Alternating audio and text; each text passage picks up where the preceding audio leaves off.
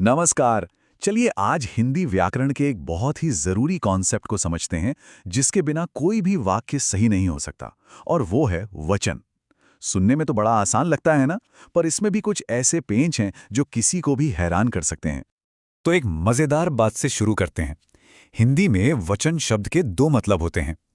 एक होता है वादा, जैसे कोई कहता है मैं वचन देता हूं।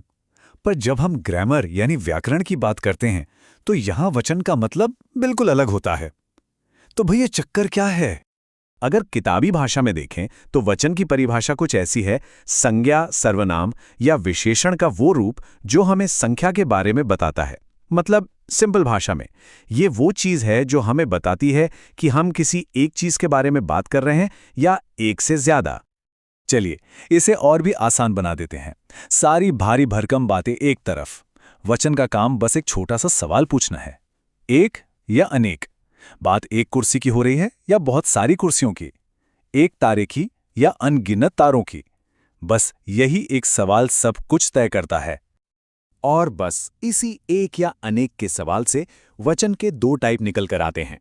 नाम तो हम सबने सुने ही है, पर इनके नियम जानना बहुत जरूरी है। तो एक तरफ है एक वचन, नाम से पता चल रहा है ये एक के लिए है, जैसे लड़का। और दूसरी तरफ है बहुवचन, मतलब बहुत सारों के लिए, जैसे लड़के। ये समझ लीजिए कि ये हिंदी में गिनती करने का ग्रामर वाला तरीका है। तो अब सवाल ये है कि ये एक से अनेक होता कैसे है? क्या कोई जादू है? नहीं, इसके कुछ बहुत ही लॉजिकल नियम हैं। चलिए कुछ सबसे कॉमन नियमों पर एक नजर डालते हैं। ये वाला नियम देखिए, बहुत कॉमन है।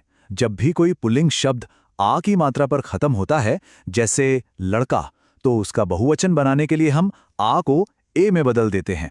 तो लड़का बन जाता है लड़के, कमरा बन जाता है कमरे। है ना आसान? अच्छा, अब स्त्रीलिंग शब्दों की बात करते हैं। यहां कहानी थोड़ी सी अलग है। अगर कोई शब्द बड़ी ई की मात्रा पर खत्म होता है, जैसे लड़की, तो उसका बहुवचन बनाने के लिए आखिर में यां लगा देते हैं। तो लड़की हो जाती है लड़कियां, गाड़ी हो जाती है गाड़ियां। ठीक है, नियम तो समझ लिए, पर असली मजा तो अब आएगा।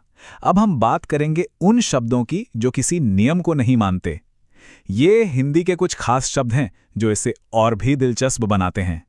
ये बात जानकर कई लोग चौंक जाते हैं कि हिंदी में कुछ शब्द ऐसे हैं जो पैदा ही बहुवचन में हुए हैं, उनका कोई एक वचन होता ही नहीं।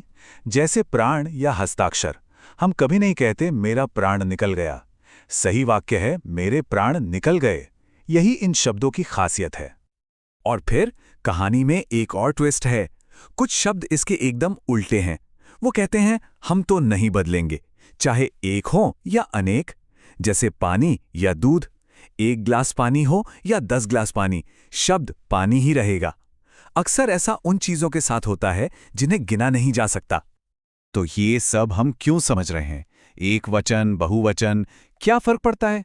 अरे बहुत बड़ा फर्क पड़ता है, क्योंकि वचन सिर्फ एक शब्द को नहीं बदलता, वो अपने साथ साथ पूरे वाक्य को और खासकर क्रिया को यानी वर्ब को बदल देता है। इसका असर यहां बिल्कुल साफ देखा जा सकता है।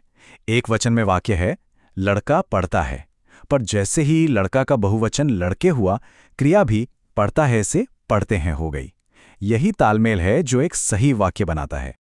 तो देखा, सिर्फ एक छोटी सी मात्रा बदलने से पूरे वाक्य का मतलब और उसका ढांचा ही बदल गया। यही तो है हिंदी व्याकरण में वचन की असली ताकत। एक छोटा सा बदलाव जो मतलब में जमीन आसमान का फर्क ला सकता है।